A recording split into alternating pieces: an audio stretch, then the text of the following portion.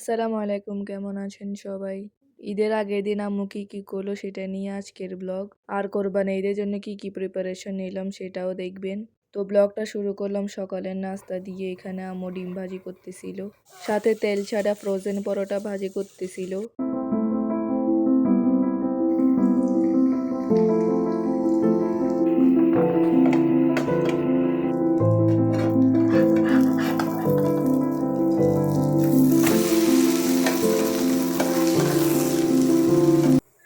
দেখতেই পারছেন কতটা সুন্দর কালার এসেছে।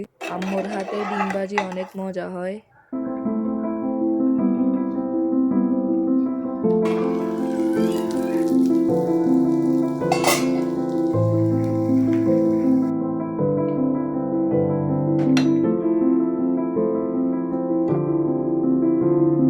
এই তো নাস্তা শুরু করলাম, সাথে আগের দিনে তরকারি ঝোল ছিল।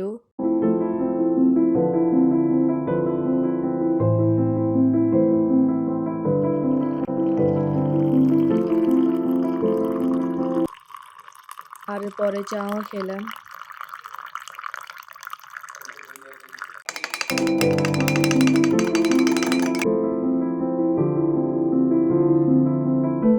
এই তো পরে আম্মু দুপুরে রান্না বান্না চলে গেল। তো আম্মু সাগরের মাছ ভাজি করে রান্না করবে।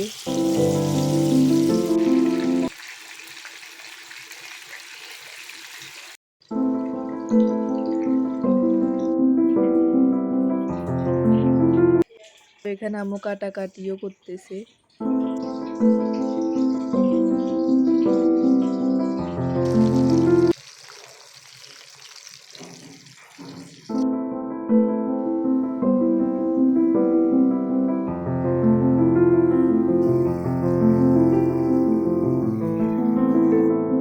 তো এই তো মশলা কষানোর পর আম্মু মাছ আর আলু দিয়ে দিল, পরে টমেটো অ্যাড করে দিল।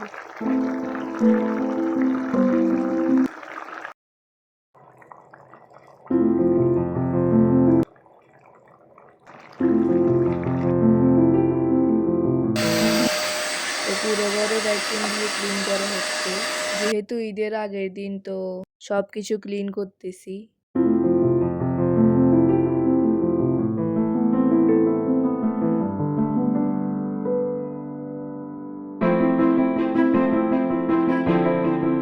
আজকে অনেক কাপড় চোপড় ধোয়া হচ্ছে।